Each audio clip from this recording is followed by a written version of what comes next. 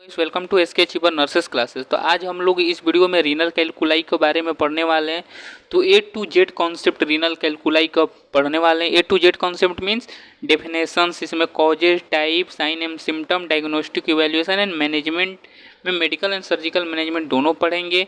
तो सबसे पहले रीनल कैलकुलाई पढ़ने से पहले दो टर्म को समझते हैं जो ऊपर में दिख रहा होगा नोट्स में, नेफ्रोलिथियासिस एंड यूरोलिथियासिस। अब नेफ्रोलिथियासिस क्या होता है? नेफ्रोलिथियासिस समझने के लिए इस नेफ्रोलिथियासिस वाक्य जो वर्ड है इसको हम लोग दो पार्टों में तोड़ते हैं। तो यहाँ दो पार्टों में तोड़ते हैं तो हमको क्या मिल रहा है यहाँ पर, एक मिनट, नेफ्रो और लिथियासिस। अब नेफ्रो मीन्स क्या होता है? नेफ्रो वर्ड किस डिनोट को करता है? नेहास लिया गया नेफ्रॉन से। अब ये नेफ्रॉन जो होता है ये किसका स्ट्रक्चरल एंड फंक्शनल यूनिट होता है? किडनी का। इससे क्या डिनोट कर रहा है? मतलब किडनी के बारे में कह रहा है। और लिथियासिस मतलब क्या कह रहा है?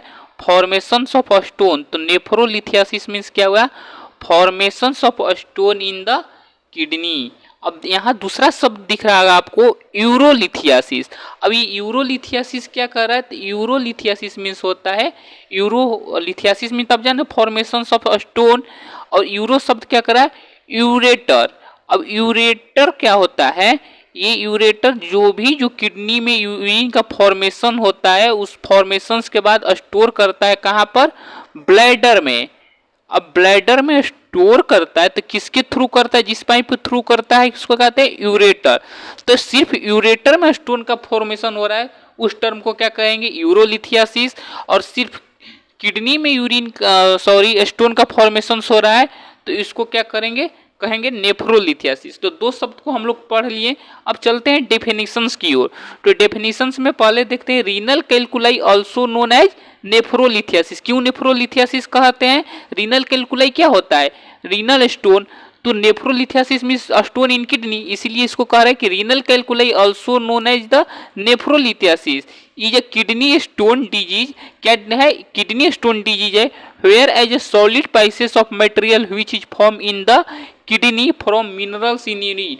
ये इस सिंपल डिफिनीशंस को देखा जाए तो रीनल कैलकुलाई एक ऐसा कंडीशंस है जिसे हम लोग नेफ्रोलिथियासिस कहते हैं इस टर्म को, जिसमें क्या होता है? किडनी में किडनी यूरिन में जो लॉन्ग टाइम तक मिनरल्स और यूरिन स्टे रहता है उस मिनरल से क्या होता है? एकत्र होकर किडनी में एक स्टोन का फॉर्मेशंस करता है और उस स्टोन के फॉर्मेशंस को हम लोग ही किडनी में नेफ्रोलिथियासिस टर्म देते हैं। इसीलिए डेफिनेशंस क्या होगा हमारा? Renal calculi is also known as nephrolithiasis is a kidney stone disease whereas a solid pieces of material which is form in the kidney from the minerals in the urine. ये concept clear है? Renal calculi क्या है हमारा?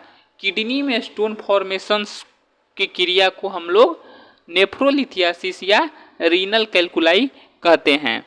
अब ये देखा जाए कि पीक एज क्या होता है। तो पीक एज की बात करें तो 40 to 60 ईयर इन बिटवीन ये मोर प्रोन होता है किसके? Development of the renal calculi. अब कॉजेज की बात करें तो कॉजेज में फर्स्ट आता है जेनेटिक, जो दिया है कि family history of the stone formation. किसी को फैमिली हिस्ट्री में पेरेंट्स को है तो उसके ऑफस्प्रिंग में चांसेस इंक्रीज होता है, सस्पेसिबिलिटी इंक्रीज होता है due to the transfer of the genetic character and the diet. अब दूसरा क्या होता है? डाइट हाई इन कैल्शियम है, विटामिन डी है, मिल्क है, प्यूरिन है एंड ऑक्जेलेट है। कैल्शियम विटामिन डी क्यों? क्योंकि कैल्शियम से ही प्रोपोर्शनल है। क्या? विटामिन डी जितना होगा कैल्शियम का एब्जॉर्प्शन ज़्यादा होगा। विटामिन डी किसके प्रोपोर्शनल होता है? Directly proportional to vitamin D, जो क्या है? Directly proportional to D. जितना विटामिन डी गुड होगा उतना ज़्यादा कैल्शियम का एब्जॉर्प्शन होगा। तो ये दोनों पैरेलल कॉजेज हैं किसका? किडनी स्टोन डेवलप का, रीनल कैलकुलाई डेवलप का।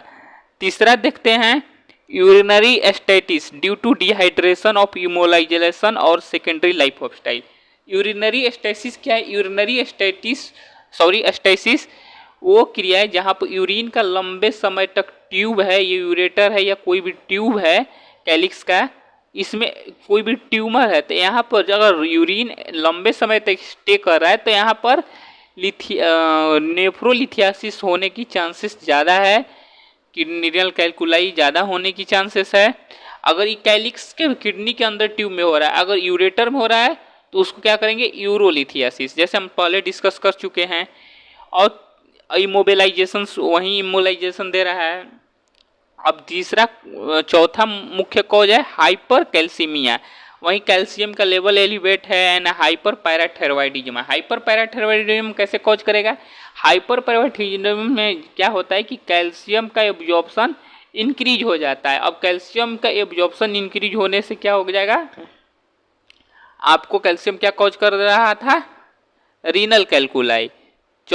पांचवा कॉज है यूटीआई। यूटीआई क्या होता है, urinary tract infection and the use of the diuretics. लंबे समय तक कोई पेशेंट डायूरेटिक्स ले रहा है, उस भी सबसे पहले हो सकता है रीनल कैलकुलाई डेवलप का। और increase uric acid level, uric acid level अगर इंक्रीज है तो उसमें भी रीनल कैलकुलाई मोर प्रोन होता है डेवलपिंग होने का।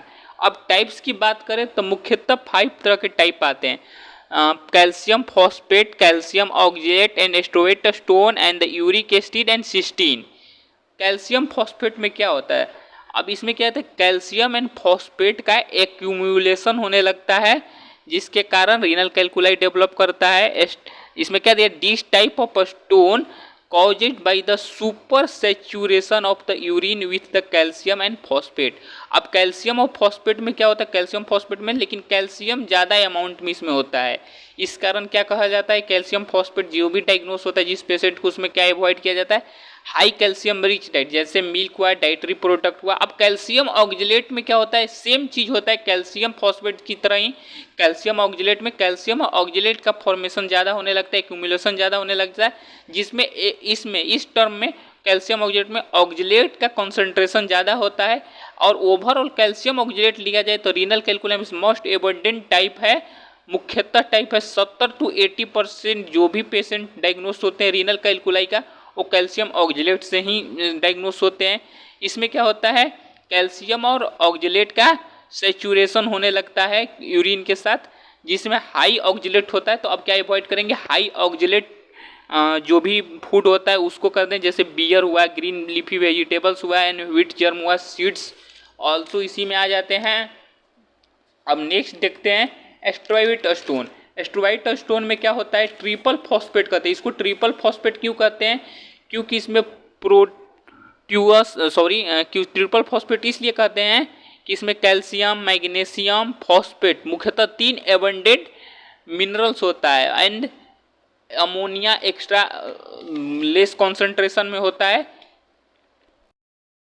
अब अमोनिया लेस कॉन्सेंट्रेशन में होता है, इसमें क्या कॉज करता है, इसको कौन बैक्टीरिया कर देता है, यूरिया स्प्लिटिंग बैक्टीरिया कॉज करता है, जो यूरिया का स्प्लिटिंग करता है, जैसे Proteus, Pseudomonas and Staphylococcus and the urea जो स्प्लिट हो रहा है तो यूरिया का एक्यूमुलेशन हो रहा है। और हम लोग कॉजेज में पढ़ चुके हैं कि यूरिया अगेन कॉजेज होता है रीनल कैलकुलाई डेवलप का।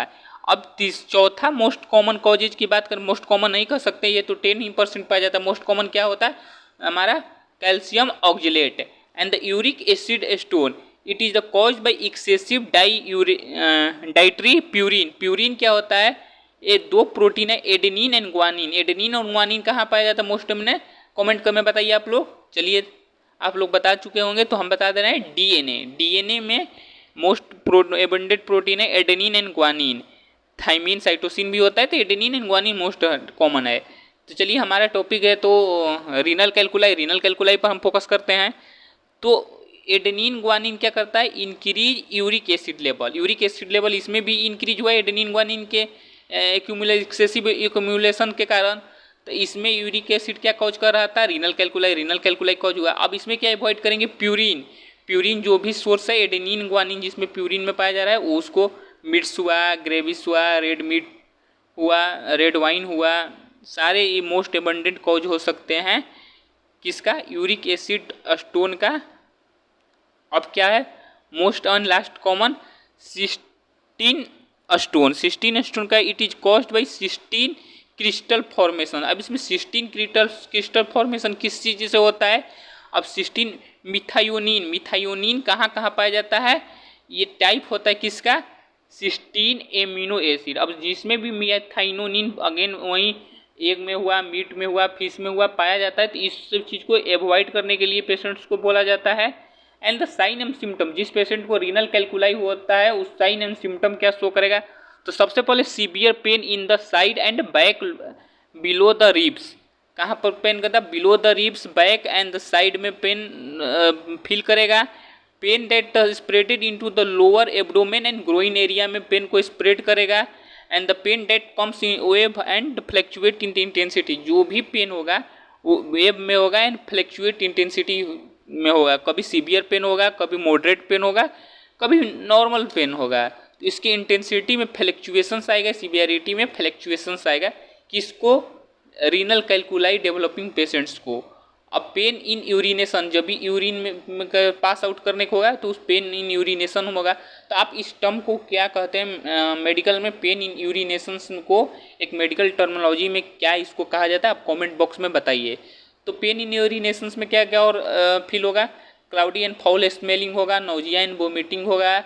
सेकेंड, फिफ्थ, सिक्स्थ वही, and the fever and chills हुआ। 7 हुआ urinating small amount of the urine. Urinating क्या था? स्मॉल अमाउंट में नंबर ऑफ जो यूरिनेशंस होगा, जो 4 to 5 टाइम नॉर्मल अगर 1 पर्सन करा तो 10 to 15 टाइम होगा। स्मॉल अमाउंट में बार बार पास आउट करेगा। वहीं दिया है कि urinating small amount of urine.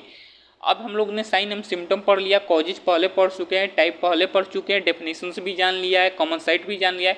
तो अब बात करते हैं कि डायग्नोस्टिक इवेल्युएशन, डायग्नोस कैसे करेंगे हम रीनल कैल्कुलाई पेशेंट्स को। तो सबसे पहले ब्लड कल्चर कराते हैं। ब्लड कल्चर क्या पता चलेगा हमको ब्लड कल्चर से? तो ब्लड कल्चर से हमारा क्या होगा? प्लेटलेट काउंट इंक्रीज होगा, मोनोसाइट लिम्फोसाइट्स काउंट इंक्रीज रहेगा, और क्या होगा? White blood cell and RBC red blood count भी रीनल कैल्कुलाई पेशेंट्स में एलिवेट रहेगा। यूरिन एनालिसिस करेंगे, एंड द यूरिन एनालिसिस में वहीं यूरिन क्रिस्टल फॉर्मेशंस का पता चलेगा हमारा। एंड द सिस्टोस्कोपी करेंगे, एंड द एक्सरे करेंगे, सीटी स्कैन करेंगे, एमआरआई करेंगे, इंट्रावीनस यूरोग्राम एंड पाइलोग्राम करेंगे, यूएसजी करेंगे। कब कब क्या होता है? तो कब? ये किडनी, यूरेटर एंड ब्लैडर, उसी को शॉर्ट कॉप में लिखा है कब। इसमें इसके यूएसजी कराते हैं। एंड द इंट्रावीनस यूरोग्राम और पाइलोग्राम क्या होता है? इसमें क्या होता है? इंट्रावीनस मेडिकेशन देकर इसको बार स्टेप वाइज इमेजिंग करते हैं, रेडियोलॉजिक प्रोसीजर है, और कंपेयर करते हैं, स्टडी करते हैं डेवलपिंग ऑफ द स्टोन और यूरोलिथियासिस कंडीशन, या यूरोलिथियासिस और नेफ्रोलिथियासिस कंडीशंस में इस टेस्ट को डन किया जाता है डायग्नोस करने के लिए। अब मैनेजमेंट की बात करते हैं। तो मैनेजमेंट में सबसे फर्स्ट ऑफ ऑल क्या देंगे? पेन पेशेंट को रिलीफ करने के लिए एनाल्जेसिक देंगे, स्पाज्मोडिक देंगे, एनेस्टेट देंगे इन्फ्लेमेशंस को रिड्यूस करने के लिए। एंड द अब मेन इसमें क्या होते हैं नेफ्रोलिथियासिस पेशेंट में कि सर्जिकल इंटरवेंशन देते हैं। तो लिथोट्राइप्सी देंगे। लिथोट्राइप्सी में क्या होता है कि हाई एनर्जी में सोनिक वेव देकर 20,000 हर्ट्ज फ्रीक्वेंसी से ज़्यादा वेव से इसको क्या करेंगे? जो भी स्टोन फॉर्मेशन हो रहा है उसको डिस्ट्रॉय करेंगे। एंड द परक्यूटेनियस नेफ्रोलिथोट्रिप्सी में क्या करेंगे? सेम प्रोसीजर अपनाएंगे, लेकिन ये 2 सेंटीमीटर जो एबव ऑफ द स्टोन के लिए करेंगे। इसमें क्या कहते हैं कि सेम प्रोसीजर को अपनाते हैं, लेकिन क्या करते हैं 2 सेंटीमीटर से जो भी बड़ा होता है स्टोन उसके लिए करते हैं, और इसमें उसको डिस्ट्रॉय करते हैं छोटे छोटे स्मॉल पार्टिकल में। देन एलिगेटर फोर्सिप के थ्रू उस छोटे छोटे डिस्ट्रॉयड स्टोन को हम रिमूव आउट कर देते हैं। और नेफ्रोलिथोटोमी में सेम प्रोसीजर आते हैं। किसी प्रोसीजर में डायरेक्टली हम रिमूव करते हैं स्टोन को नेफ्रोलिथोटोमी कर एंड किसी प्रोसीजर में लिथोट्रिप्सी करेंगे, फिर परक्यूटेनियस नेफ्रोलिथोट्रिप्सी करेंगे, देन नेफ्रोलिथोट्रिप्सी करेंगे। तो ऐसे ही इंटरेस्टिंग वीडियो के लिए रेगुलर हमारे YouTube channel SK achiever nurses classes को सब्सक्राइब करें। तब तक के लिए धन्यवाद। मिलते हैं नेक्स्ट वीडियो में।